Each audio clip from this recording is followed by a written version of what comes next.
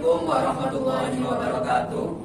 Kami dari kelompok 15 akan melakukan presentasi hasil praktikum tata letak fasilitas pabrik. Saya Nanda Rohimatu Solihah NIM 20102070128. Saya Muhammad Afar Isa dengan NIM 20102070015. Saya Rizky Aliaktar, NIM 201020705. Saya Muhammad Miftah Azhar Rahmansyah dengan NIM 20102070122. Saya Fitria Trisna Sisiliani dengan NIM 20102070009. Dalam praktikum tata letak fasilitas pabrik terdapat 7 modul yang kita praktikkan. Yang pertama yaitu penentuan tata letak pusat fasilitas, yang kedua penentuan aliran produk pada pembuatan kursi, yang ketiga penentuan kebutuhan mesin untuk perencanaan tata letak pabrik pada pembuatan kursi, yang keempat penentuan kebutuhan luas area dalam pembuatan kursi, dan yang kelima penentuan ongkos material handling dalam pembuatan kursi, yang keenam analisis aliran proses menggunakan from to chart, dan yang ketujuh yaitu perancangan sistem material handling. Latar belakang pada praktikum ini yaitu tata letak fasilitas merupakan metode penataan bangunan pabrik yang bermanfaat untuk mendukung kelancaran produksi. Tata letak pabrik memanfaatkan ruang untuk menempatkan mesin, fasilitas produksi, aliran material yang lancar, dan penyimpanan material, baik sementara maupun permanen. Tata letak pabrik merupakan penempatan peralatan fisik yang mengoptimalkan hubungan antara karyawan baik atasan dan bawahan agar terciptanya efisiensi kerja. Perancangan tata letak pabrik memiliki tujuan untuk meminimalkan biaya atas konstruksi, perpindahan material, perawatan, biaya produksi, dan penyimpanan barang, dan mengoptimalkan hubungan antara operator, aliran informasi, aliran barang, dan proses produksi yang berlangsung agar terciptanya proses yang efisien dan efektif. Tata letak yang buruk mengurangi aliran material secara teratur untuk bergerak bolak-balik dan transportasi terlalu tinggi. Kinerjanya tidak optimal. Modul yang pertama yaitu penentuan tata letak pusat fasilitas. Tata letak fasilitas. Tata letak fasilitas merupakan sistem yang mempengaruhi kinerja suatu industri sehingga perlu direncanakan dan dirancang dengan baik dengan tujuan untuk memaksimalkan penggunaan area yang ada, meminimalkan material handling, mengurangi waktu tunggu atau delay dari kemacetan, dan memudahkan aktivitas supervisi. Metode Northwest Corner atau yang disebut dengan NWC merupakan salah satu cara untuk digunakan menentukan biaya transportasi dihitung mulai dari pojok kiri atas menuju pojok kanan bawah sesuai dengan permintaan dan kebutuhan yang disesuaikan. Selanjutnya ada metode Vogel Approximation Method atau VAM, merupakan metode yang sederhana dan lebih mudah untuk mencari selisih antara dua biaya terendah pada setiap baris dan kolom atau delta CI. Selanjutnya pada bab 3 yaitu pengumpulan data. Yang pertama ada data demand. Data demand ini kita dapatkan dari hasil forecasting dengan MSI terkecil. Selanjutnya yaitu ada data supply. Data supply ini kita dapatkan dari asumsi penjumlahan demand selama 4 periode. Dan pada tabel data biaya transportasi kita dapatkan dari rentan 1 sampai dengan 50. Pada pengolahan data kita mulai dari NWC, yaitu untuk pemenuhan demand kita lakukan perhitungan dari kiri atas ke kanan bawah dan didapatkan biaya kos yaitu Rp1.086.831. Selanjutnya kita masuk pada metode VAM, yang mana metode VAM ini didapatkan dari cara mengurangi delta CI yang terbesar hingga terkecil, dan untuk mendapatkan delta CI 0. Jika kita sudah mendapatkan delta CI 0, maka transportasi dapat dihentikan, dan kelompok kami melakukan iterasi 9 untuk mendapatkan nilai delta CI 0. Pada VAM ini kita dapatkan biaya kos sebesar Rp617.694. Dari kedua metode tersebut dapat kita simpulkan bahwa nilai VAM paling optimal, yaitu dengan biaya sebesar Rp617.694. Modul kedua tentang penentuan aliran produk pada pembuatan kursi. Operation Process Chart atau OPC merupakan suatu diagram kerja yang menggambarkan alur bahan baku hingga produk jadi. Data yang dikumpulkan dalam modul 2 ini yang pertama yaitu desain kursi, dan yang kedua yakni part list kursi TK. Pada pengolahan data diawali dengan pembuatan peta proses operasi atau Operation Process Chart dari tiap komponen dari kursi. Ada sandaran, rangka, dan juga dudukan. Selanjutnya kita membuat precedence diagram dari seluruh pekerjaan, mulai dari inspeksi, pengukuran, pemotongan, pengukiran, penghalusan, perakitan, pengecatan, hingga inspeksi akhir. Semua langkah-langkah pembuatan kursi tersebut direpresentasikan pada PDM atau Precedence Diagram Method seperti berikut. Dari inspeksi ke pengukuran, semua rangka dari dudukan hingga sandaran dijadikan satu, lalu dari pengukuran ke pemotongan, dan dari departemen pemotongan, sandaran dikirim ke departemen pengukiran dan yang lainnya langsung ke penghalusan. Setelah dilakukan pengukiran, sandaran juga dikirim ke Departemen Penghalusan dan semua itu dirakit pada Departemen Perakitan, lalu dicat dan dilakukan inspeksi akhir. Berikutnya dalam modul 3 yaitu penentuan kebutuhan mesin untuk perencanaan tata letak pabrik pada pembuatan kursi. Perhitungan jumlah mesin, yaitu jumlah mesin yang dibutuhkan dipengaruhi oleh demand dan waktu proses operasi, sedangkan penempatan mesinnya dipengaruhi oleh beban kerja dan jarak antar workstation. Jumlah produksi. Penentuan jumlah produksi merupakan hal yang cukup krusial dalam sebuah perusahaan karena jumlah produksi dipengaruhi oleh pemesanan yang bersifat fluktuasi. Efisiensi mesin melalui analisa dapat membantu mengurangi delay dan mengetahui efisiensi dan produktivitas suatu mesin. Salah satu metode yang digunakan untuk mengetahui efektivitas mesin adalah overall equipment effectiveness atau OEE. Data yang dikumpulkan yaitu sebagai berikut: 1. Mesin pemotong, 2. Mesin penghalus, 3. Mesin bor. Jam kerja per periode diperoleh yaitu 8 jam. Waktu pengerjaan per periode yaitu diperoleh mesin pemotong 16,5 menit, mesin penghalus yaitu 12,5 menit, mesin bor 30 menit. Downtime per hari diperoleh waktu 11,22. Setup time diperoleh waktu 0,159 untuk mesin pemotong, 0,178 untuk mesin penghalus, 0,349 untuk mesin bor, dan total defect yaitu 2%. Perhitungan jumlah produk mesin pemotong yaitu berjumlah 142 unit. Perhitungan efisiensi mesin pemotong berjumlah 98% dan perhitungan jumlah mesin pemotong berjumlah 8 unit. Perhitungan jumlah produk mesin penghalus yaitu berjumlah 139 unit. Perhitungan efisiensi mesin penghalus yaitu berjumlah 98% dan perhitungan jumlah mesin penghalus yaitu 4 unit. Modul 4 yaitu penentuan kebutuhan luas area dengan pembuatan produk kursi. Loading sheet atau pengukuran produksi merupakan tahap biasa tahapan dalam proses produksi komponen tertentu perincian yang berkaitan produksi biasa disebut lembar operasi. Luas area yang dibutuhkan. Luas area yang dibutuhkan dalam perhitungan membutuhkan 3 data penunjang. Setelah data tersebut didapatkan akan diolah sehingga hasilnya sesuai dengan kebutuhan luas lantai perusahaan. Diperoleh 4 list gaya berikut. Yang pertama, kaki depan yaitu berjumlah 2, palang kaki berjumlah 3, palang dudukan berjumlah 4, dudukan berjumlah 1, rangka utama berjumlah 2, dan sandaran berjumlah 1. Berikutnya yaitu routing sheet. Diperoleh kaki kursi depan atau rangka. Diperoleh 0% scratch. Terus inspeksi diperoleh 0% scratch, pengukuran diperoleh 0% scratch, pemotongan diperoleh 0,6% scratch, dan penghalusan inspeksi diperoleh 0,03% scratch. Berikutnya adalah pengolahan data dari modul 4. Yang pertama yaitu mesin pemotong. Luas area yang dibutuhkan untuk mesin yaitu 1,69. Luas area yang dibutuhkan untuk perlengkapan pembuatan yaitu 108. Luas area yang dibutuhkan untuk ruang operator yaitu 1,08.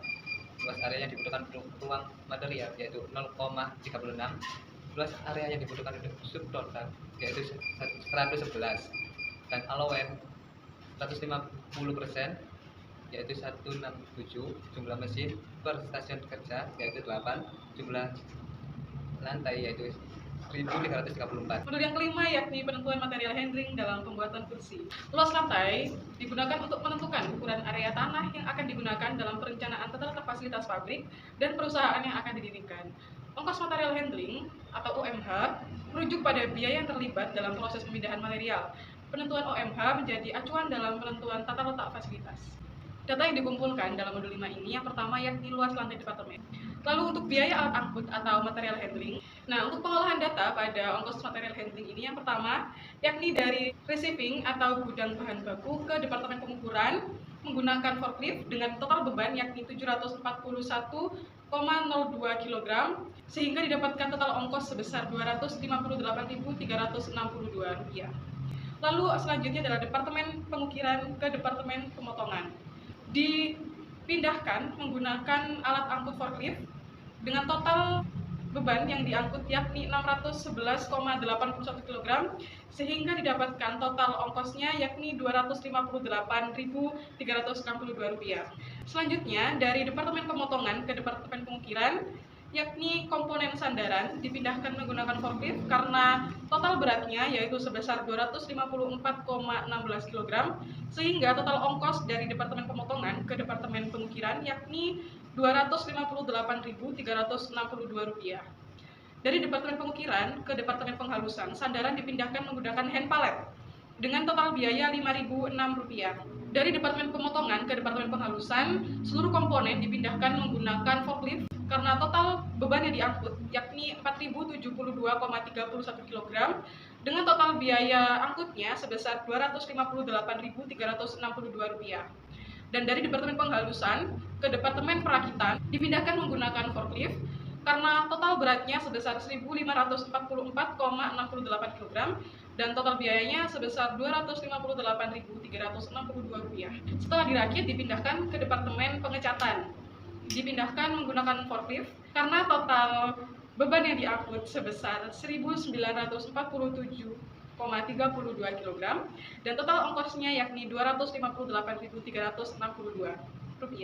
Dari Departemen Pengecatan dipindahkan ke gudang bahan jadi dengan total beratnya sebesar 1.947,32 kg, total ongkosnya Rp258.362 sehingga dari gudang penerimaan hingga ke gudang barang jadi, total jarak pemindahannya sebesar 56,05 meter dengan total biaya ongkos material handlingnya yaitu Rp1.813.564. Selanjutnya yaitu modul 6, yaitu analisis aliran proses menggunakan from to chart.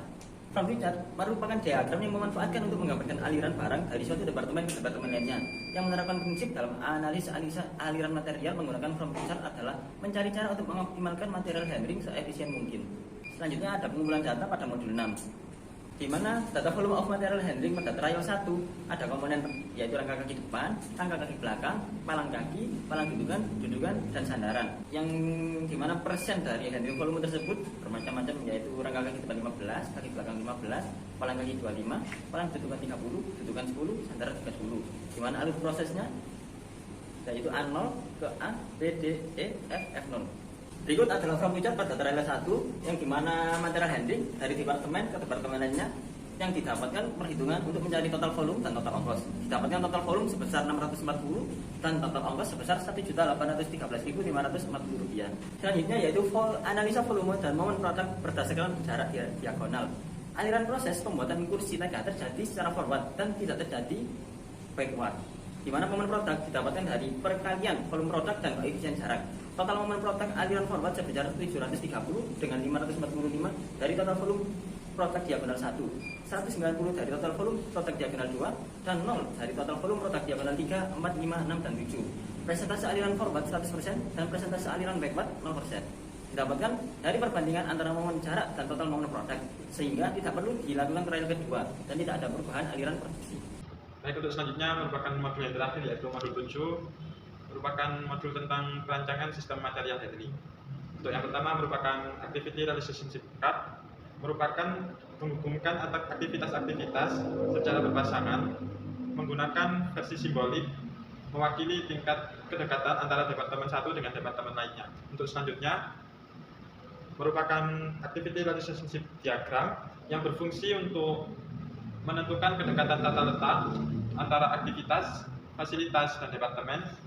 Fungsi ARD mirip dengan ARC, tetapi perbedaannya terletak pada bentuk yang berupa flow diagram dan penggunaan kode garis untuk melambangkan tingkat kedekatannya. Untuk yang terakhir merupakan AAD atau Area Allocation Diagram, merupakan langkah lanjutan dari proses ARC sebelumnya dalam menentukan tingkat kepentingan dari suatu objek-objek.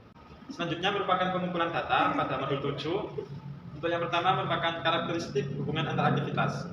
Untuk selanjutnya yaitu kode alasan. Kode alasan yang pertama, angka 1 mengurangi jarak jangkauan transportasi. Yang kedua, keterkaitan urutan proses kerja. Yang ketiga, menghindari kontaminasi polusi udara secara langsung. Yang keempat, mengurangi space pada area yang berlebihan. Untuk kode alasan berikutnya yaitu Nomor 5, kebutuhan space area yang lebih luas. Untuk selanjutnya, pada alasan yang nomor 6, menghindari kecacatan produk. Untuk yang terakhir yaitu angka 7, merupakan tidak berkaitan urutan proses kerja.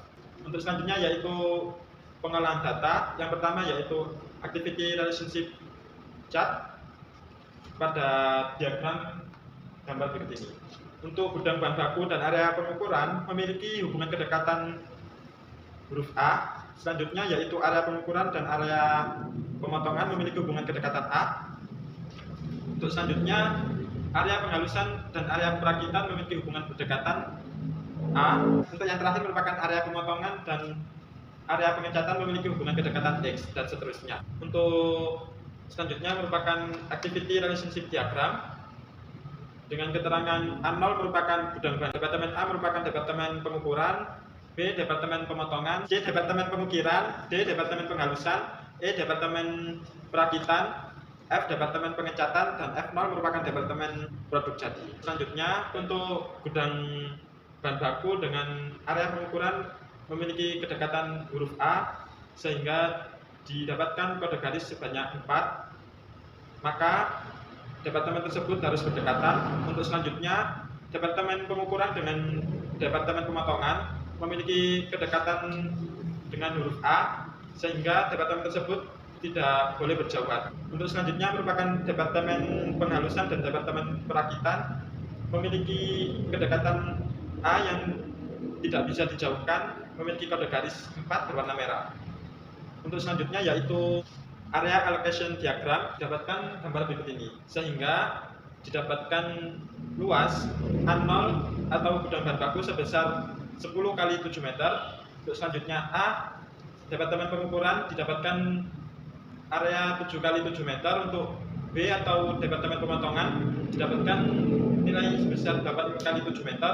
Untuk selanjutnya yaitu C, departemen pengukiran didapatkan sebesar 9 kali 4 meter. Untuk departemen D atau area penghalusan didapatkan seluas 9 kali 6 meter. Untuk selanjutnya yaitu E, area perakitan didapatkan luas sebesar 8 kali 5 meter.